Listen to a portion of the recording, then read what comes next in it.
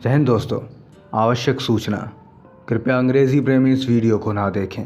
अगर देखें तो इन बातों को दिल पर ज़रूर लें, क्योंकि इस वीडियो में अंग्रेज़ी की जो दुर्दशा होने वाली है वो आज से पहले ना तो आपने कहीं देखी होगी और ना ही सुनी होगी।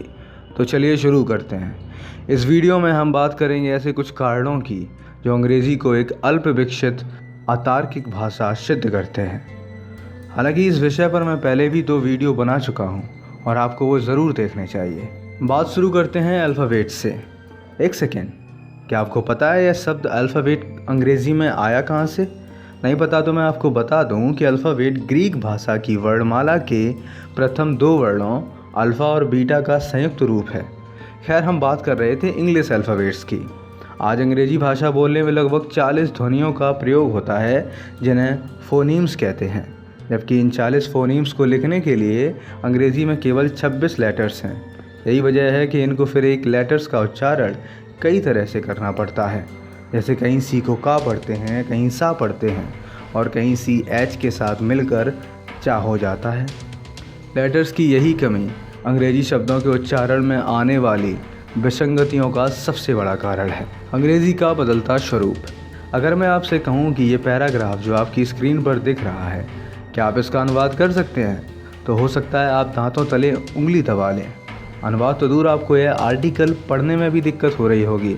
लेकिन मैं आपको बता दूं कि यह इंग्लिश की पोएम द वंडरर का एक अंश है, जिसे 10वीं शताब्दी के आसपास लिखा गया था। आप देख सकते हैं कि यह आज की अंग्रेज़ी से पूर्णतः भिन्न है। तब से लेकर आज तक अंग्रेज़ी का ग्रामर बदल रहा है। आज जो अंग्रेज़ी है 50 साल बाद कुछ और होगी। ये बदलाव आप स्वयं भी देख सकते हैं। फ्यूचर टेंस में सेल का प्रयोग तेज़ी से घट रहा है। किसी भाषा का अस्थायी ग्रामर उस भाषा को कमज़ोर बनाता है। आप देख सकते हैं कि पाणिनि से लेकर आज तक संस्कृत व्याकरण में कॉमा फुल स्टॉप तक बदलने की ज़रूरत नहीं पड़ी है।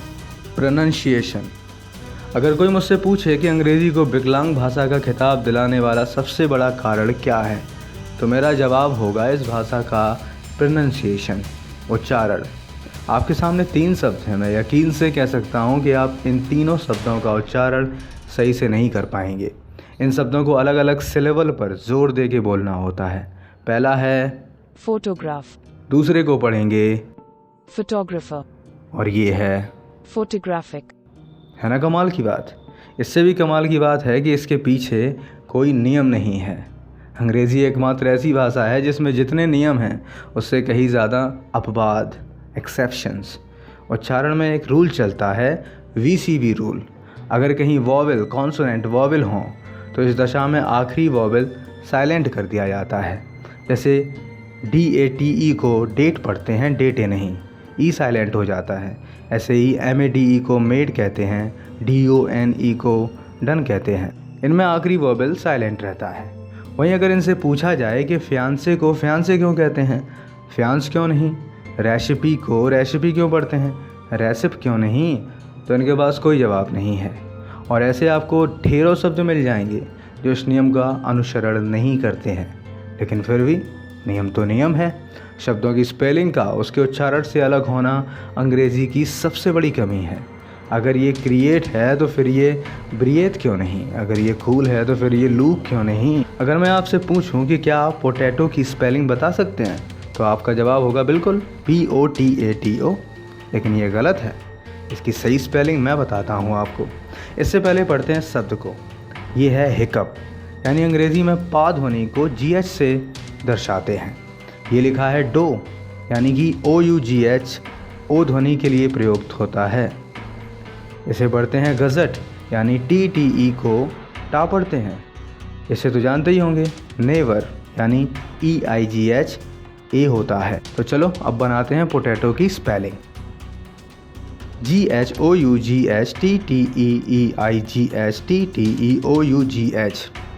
वाह क्या बात है, मैंने एक ही बार में सही लिख दी। ये है पोटैटो की असली स्पेलिंग दोस्तों। अंग्रेज़ी कितनी महान है ये उसका एक छोटा सा नमूना था। और ऐसे भी कई नमूने आपको इस वीडियो में देखने को मिलेंगे। बस अंत तक बने रहिए मेरे साथ। Same word but different meaning and pronunciation. ये लिखा है रिज्यूम और ये लिखा है रिज्यूमे। इसका मतलब होता है टू कंटिन्यू और दूसरे वाले का मतलब होता है CV, आपकी पर्सनल व प्रोफेशनल क्वालिफिकेशन का डेटा। दोनों एक ही वर्ड हैं, लेकिन दोनों को बोलने का तरीका अलग अलग है। ऐसा चमत्कार तो केवल अंग्रेज़ी में ही संभव है। अंग्रेज़ी भरी पड़ी है ऐसे चमत्कारों से, और यही कारण है कि अंग्रेज़ी सीखना बिल्कुल आसान है। वैसे मैं आपको बता दूं कि रिज्यूम शब्द फ्रेंच से लिया गया है, जबकि रिज्यूमे एक लैटिन उच्चारण है। अब आप ही समझ लो, विषमताएं तो जायज़ हैं, क्योंकि हम कहीं से भी कोई भी वर्ड ले लेते हैं। खैर, हम अंग्रेज़ी वालों को क्या फ़र्क पड़ता है, रिज्यूमा हो, रिज्यूमी हो, कुछ भी हो, हम वैसा ही अडॉप्ट कर लेते हैं। हम कौन सा कोई नियम फॉलो करते हैं। अगर हम सब कोई एक नियम फॉलो करते तो आज दुनिया में क्या आपको British English, American English, Australian English जैसे डायलैक्ट्स देखने को मिलते? नहीं मिलते। चलिए खैर आगे बढ़ते हैं। Silent letters. दोस्तों, कब कौन सा लेटर साइलेंट हो जाए कोई पता नहीं। अगर इसे सुनामी ही बोलना था तो फिर टी लगाया ही क्यों था। अगर ये वेंसडे था तो फिर टी लगाया ही क्यों था। किसी के पास कोई जवाब नहीं है, बस चल रहा है तो चल रहा है। अब थोड़ा बात करते हैं सिंगुलर प्लूरल की। वैसे तो आपको इसके लिए बहुत सारे रूल मिल जाएंगे, लेकिन फिर भी रूल से ज़्यादा अब बाद में आपको गिनाता हूँ। चलो बॉक्स से शुरू करते हैं। बॉक्स का प्लूरल होता है बॉक्सेस, तो फिर ऑक्स का ऑक्सेस क्यों नहीं।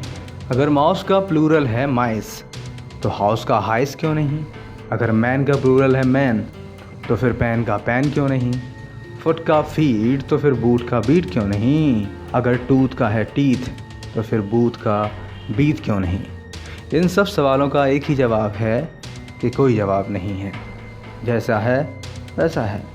दोस्तों, अंग्रेज़ी इतनी हास्यास्पद और अल्प विकसित भाषा है कि इसके लिए उदाहरण कम पड़ जाएंगे। और ये मैं नहीं कह रहा, ये कह रहे हैं अंग्रेज़ी के एक बहुत बड़े लेखक जॉर्ज बर्नार्ड शो, जिनका मानना था कि आदर्श रूप से सही अंग्रेज़ी जैसी कोई चीज़ ही नहीं है। नोबेल पुरस्कार विजेता बर्नार्ड शो ने एक प्रोज लिखा, spoken English and broken English, जिसमें वो कहते हैं कि कोई भी दो ब्रिटिश नागरिक बिल्कुल एक जैसे नहीं बोलते हैं। यहाँ तक कि शिक्षित व्यक्ति, कवि, पुरस्कार विजेता और प्रशिक्षित वक्ता भी अंग्रेजी भाषा के कुछ सरलतम सामान्य शब्दों का उच्चारण बिल्कुल एक जैसे नहीं करते हैं। सही भाषण के मॉडल के रूप में चुने गए समिति के सदस्य अलग तरह से बोलते हैं। उनके बोलने का ढंग उनके देश के अनुसार भिन्न होता है।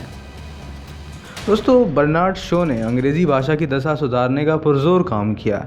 स्पेलिंग्स को कैसे सरल किया जाए, प्रोनाउंसिएशन को कैसे सुधारा जाए, इस पर उन्होंने बहुत मेहनत की। यहाँ तक कि उन्होंने अपनी वसीयत से अच्छी खासी रकम अंग्रेज़ी के विकास के लिए लगा दी।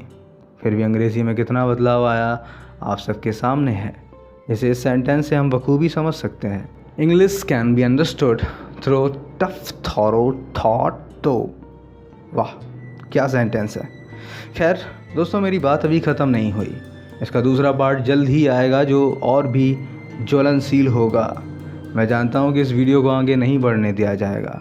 बस आप सबसे उम्मीद है आप इस वीडियो को कम से कम एक नए व्यक्ति को ज़रूर दिखाएं। आओ अंग्रेज़ी के इस दौर में अंग्रेज़ी बात पर चोट करें। और हाँ, अगर इस चैनल पर नए हैं तो एक बार हमारी प्लेलिस्ट भाषा की गुलामी पर ज़रूर जाएं। ऐसे एक से एक खतरनाक वीडियो आपका इंतज़ार कर रहे हैं। जय हिंद, वंदे मातरम।